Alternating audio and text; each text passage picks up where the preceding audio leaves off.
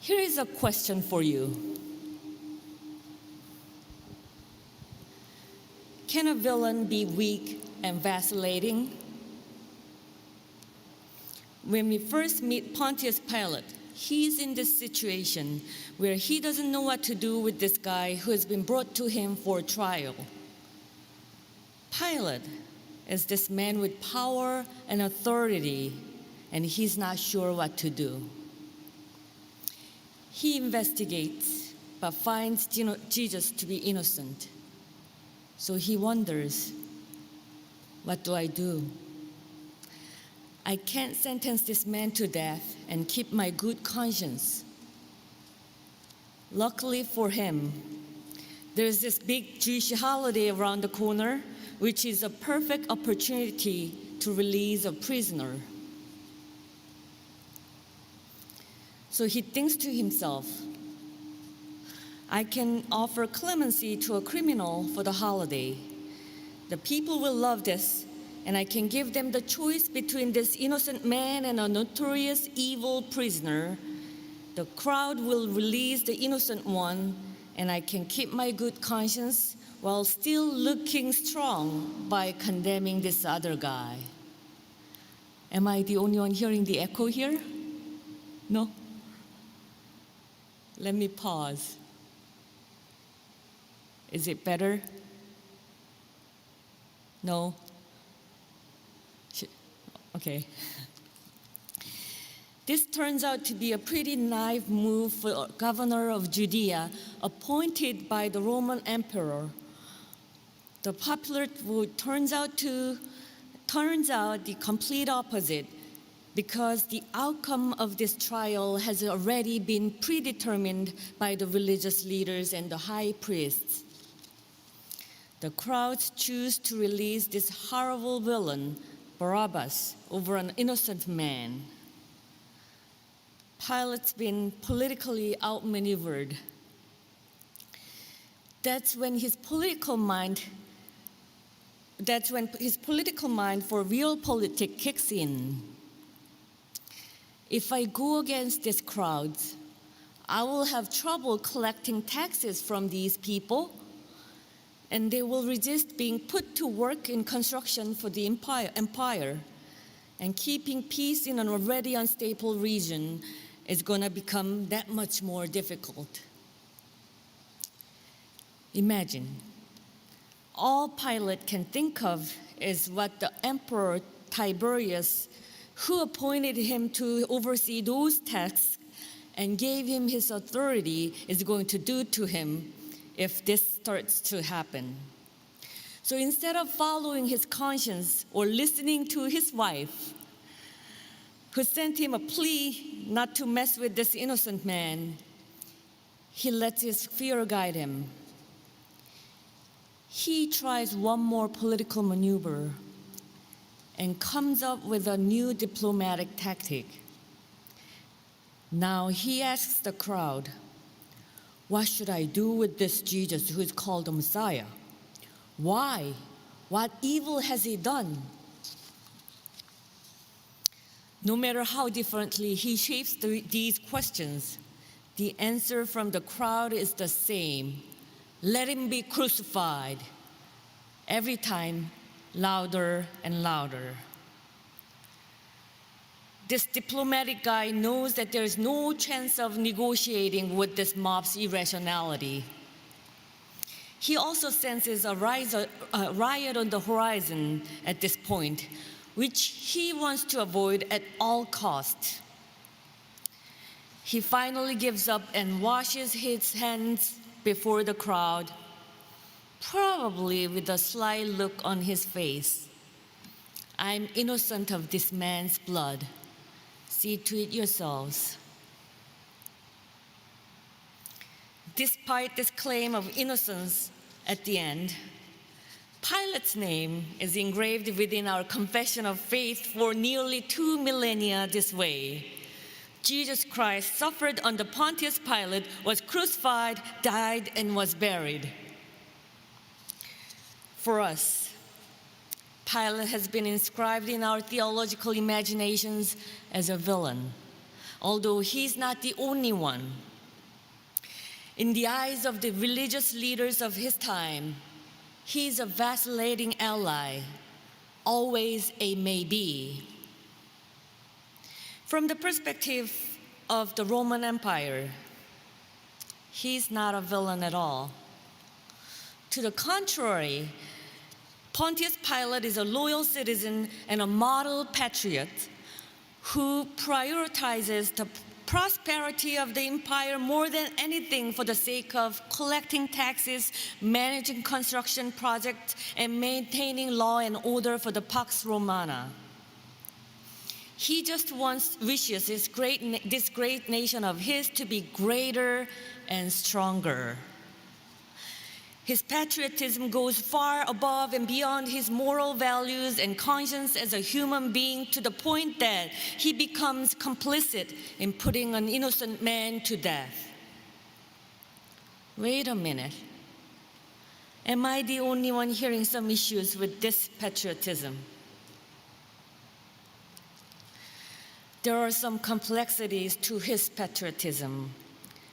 The expansion of colonial power depends on the taxation of the colonists and their labor. And his allegiance to the Roman Empire and its expansion also results in securing his finances and future. And the conflation of those two bends him toward complicity in the death of an innocent man of the colonized nation. Had he not had his political interest in colonial power in mind, would he have been involved in the religious matters of the colonized people and become complicit in religious persecution of another culture?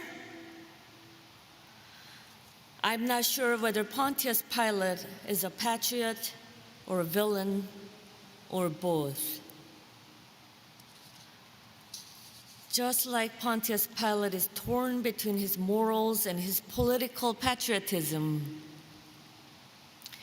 so too are we often torn between making America greater and stronger and following God's call to love neighbors and enemies.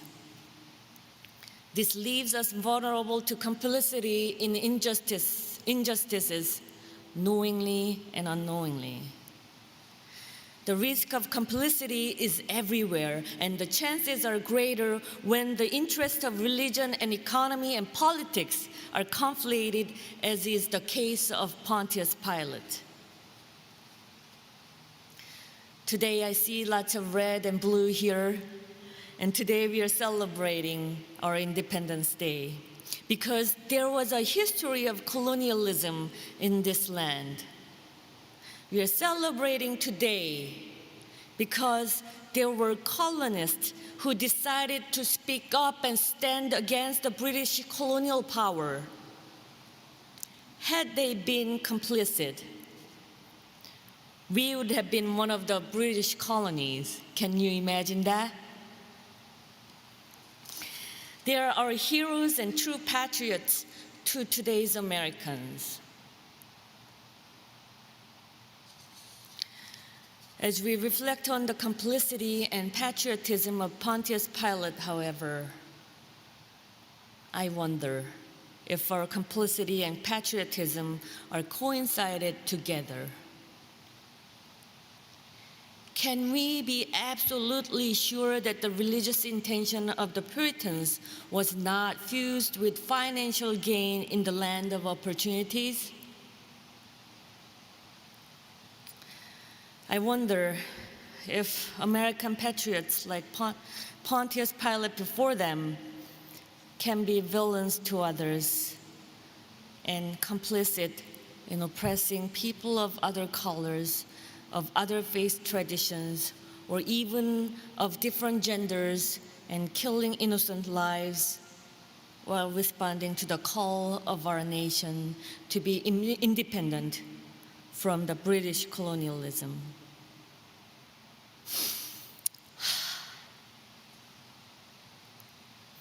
When Reverend Trudy introduced me as an all-around good person in her Friday message, as Kenton mentioned earlier, I asked her, "Are you sure?" Because the truth is, I'm not. I know I've been complicit in the harming of others, both knowingly and unknowingly.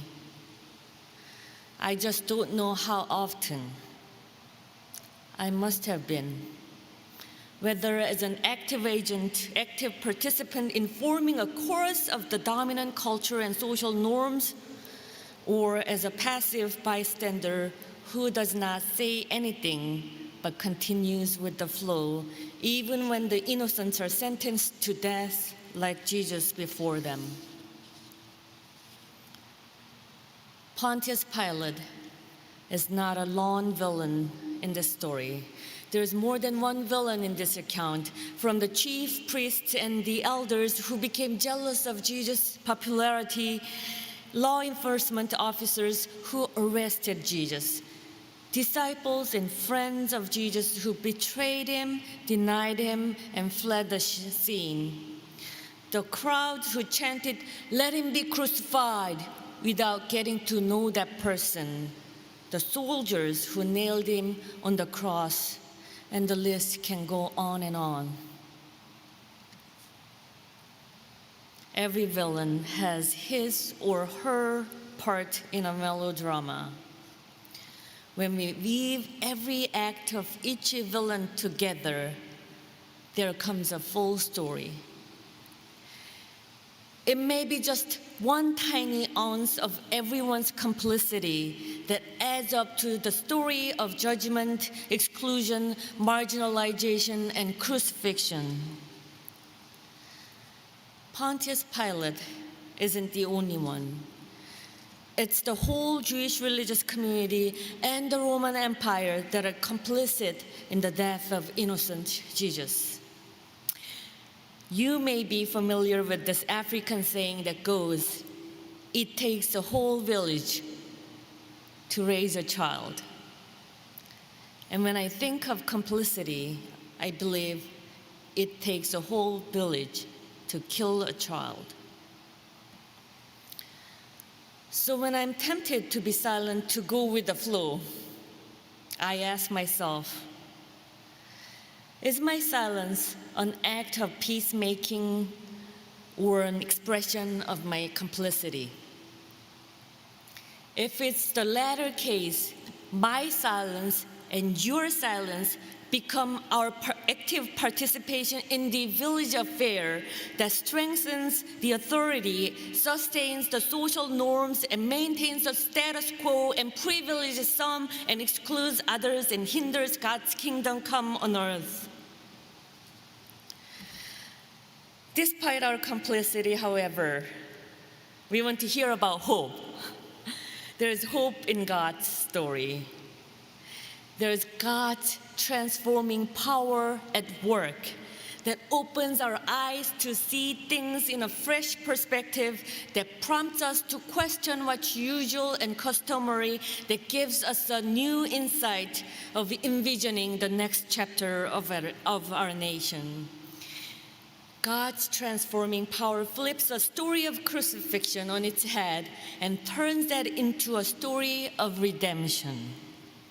God weaves all of our stories, stories of villains, and of heroes and heroines, and of clueless bystanders, and make them one story of love. And in this redemptive story, God offers us endless opportunities to speak up and to speak the truth in love, even when we miss the earlier opportunity. God invites us to live each day following God's call to love, rather than consenting to social expectations, cultural norms, or religious dogma.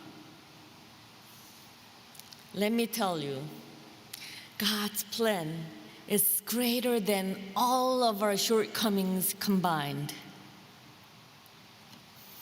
When we fail to respond to God's invitation to love, God offers a gift of redeeming grace to us who are villains as well as patriots. regardless.